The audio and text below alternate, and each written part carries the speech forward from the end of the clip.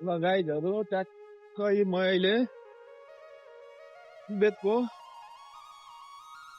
मुर्गाप सहरमा अवस्थित दौवार मस्जिद, त्यसलाई दौवार मस्जिद भन्छ। यसलाई राउन्ड बोर्ड छ होइन, यहाँनिर ठ्याक्कै बिचैमा मस्जिद पनि छ। ठ्याक्कै यतातिर हाम्रो यो टावर छ होइन,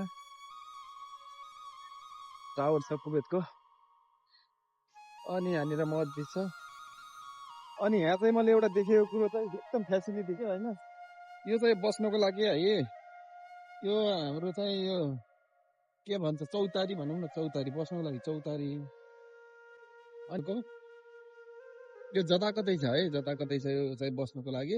अनि एउटा सिस्टम चाहिँ यहाँ चाहिँ चुरोट फाल्ने स्ट्रे रहेछ होइन, ट्याक्कै यसैमा।